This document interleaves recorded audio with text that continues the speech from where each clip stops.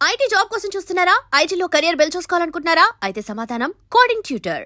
మరి ఇప్పుడు బయటికెళ్ళి మీకు చెప్తే ఏమైనా వార్నింగ్ ఇచ్చారా? బయటికెళ్ళి మీడియా ముందుకు వస్తే ఏమన్నా అంటే ఏమైనా వార్నింగ్లు ఇచ్చారా? ఇచ్చినారు. అంటే ఏమన్నారు? ఏమంటారు, బయటకు పోతే ఏమన్నా ఇస్తావా, ఏమన్నా చేస్తావా భయపడిపించినారు. ఉమ్, అంటే చెప్పడం మన మంచిదే కదా అక్క. ఉమ్, ఉమ్, 10 మంది నేను నష్టపోయిన 10 మంది మేలవుతారు కదా, బాగుపడతారు కదా. ఉమ్, అంటే పోయింది పిచ్చోళ్ళు చూడరా, పిచ్చోళ్ళు చూసి మొహాలు చూసి వాళ్ళు ఎవరిపైన పడతారు పిచ్చోళ్ళు. మనం అంటే ఏడైనా పడతాము. ఉమ్. పిచ్చోళ్ళు అనే కోసంకే ఉన్నాం.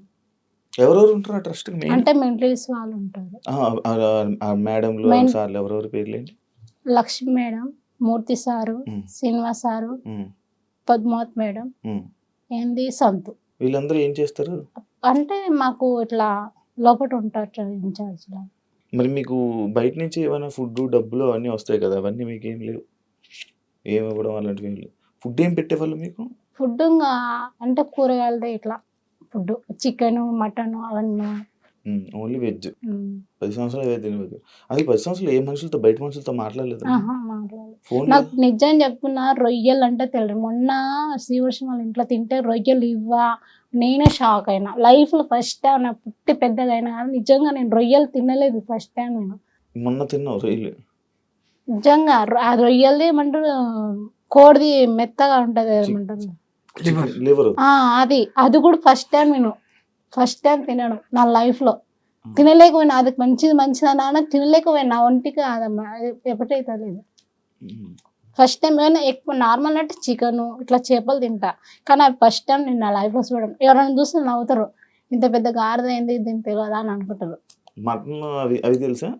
తెలుసు, కానీ తిన్నావు ఎప్పుడైనా? తినలేదు. అది కూడా మటన్ ఎప్పుడు తినలేదు. చికెన్ చేప అది కూడా తిన్నా. చికెన్ చేప తిన్నారు. అయితే ఫ్రాన్స్ అంటే నేను బయట ప్రపంచం, మీ నమ్మకం బయట ప్రపంచం అంటే నాకు తెలియదు నిజంగా. ఇప్పుడు నాకు తెలుసుకుంటున్నా. అక్కడ ఉండేదానివి? ఆ ట్రస్ట్ లోనే ఉన్నాను, లోపల నేను. నీకు సపరేట్ రూమ్ మంచిగా ఉండేదా? అందరు అంటే పెద్ద రూమ్ ఉంటుంది మాకు, గర్ల్స్ కు అందరికి, మాలాంటి పిల్లలకు 25 మంది ఉంటారు దాంట్లో. దాంట్లోనే బాత్రూమ్స్ ఉంటాయి, దాంట్లో బెడ్రూమ్స్ అన్నీ ఉంటాయి. అన్ని దాంట్లో ఫ్రీగా ఉన్నట్టున్నాం పిల్లలు.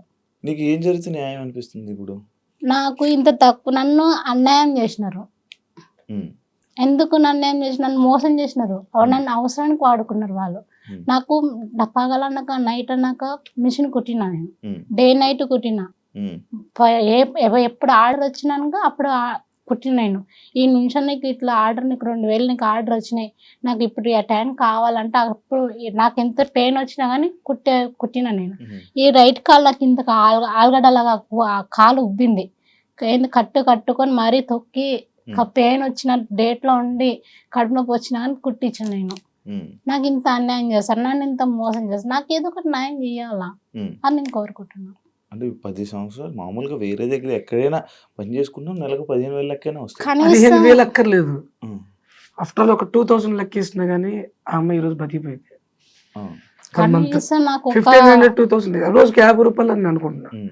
అలా ఇచ్చినా కానీ దానికి 2 lakhs వస్తాయి. ఎందుకంటే తను చేసిన పని నార్మల్ కాదు. తను చెప్తుంటే అన్న మిషన్ తెచ్చిపెట్టు, రోడ్డు మీద ఎక్కడ కూర్చున్నా సరే నేను చేసి పెడతాను. చీర ఫాల్స్ కూడా వేసుకోవచ్చు, దానిపైన అన్ని రకరకాలు చేసుకోవచ్చు.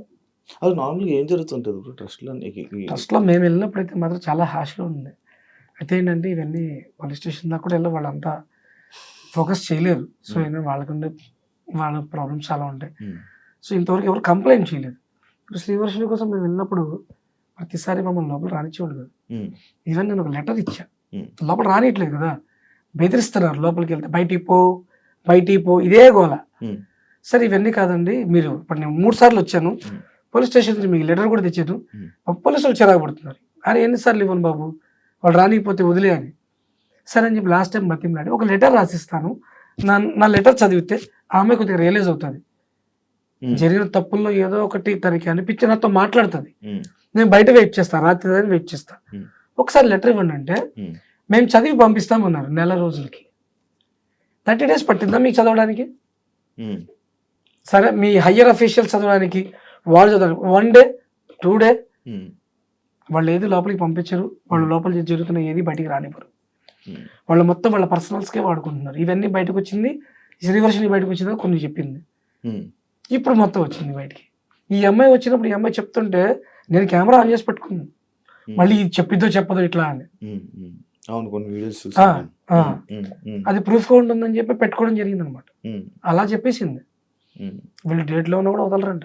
ఈ వర్షం వెళ్ళినప్పుడు ఈ కొద్దిగా ఫేమ్ లో ఉండి కొద్దిగా మీడియా దాన్ని అటాక్ చేసింది కాబట్టి తను చెప్పిద్దేమో అని భయపడి ఆ డేట్ లో ఉన్న 3 రోజులు వీళ్ళకి రిలీవ్ ఇచ్చారట.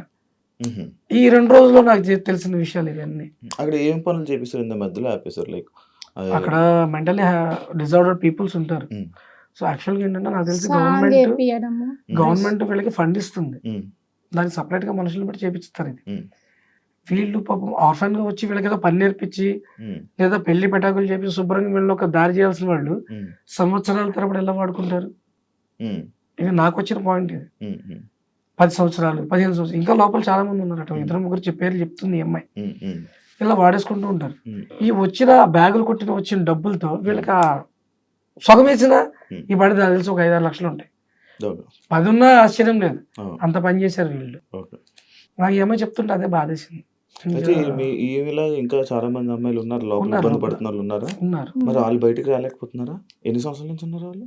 నాలాగానే ఉన్నారు ఒక అమ్మాయి, ఉన్నారు. నాకంటే ఇంకా ఎక్కువ ఉంది ఒక అమ్మాయి. రాళ్ళు వచ్చేయాలి అనుకుంటున్నారా బయటికి? భయం, బూతులు. ఎందుకు అంత భయం? వీళ్ళు చెప్పిందే నేను చెప్తున్నా మీకు. అదే ఏంటి? పచ్చి బూతులు అంట. ఈ అమ్మాయి బయటకు వస్తున్నప్పుడు మీ అన్న కోసం పోతున్నావు కదా, మీ అన్నతోనే పండుతావు కదా నువ్వు, పో అలాగే బతుకు, అలా బెదిరిస్తుంటే బయటకు వచ్చి 600 కిలోమీటర్లు మమ్మల్ని ఎత్తుక్కుంటూ వచ్చింది అక్కడికి.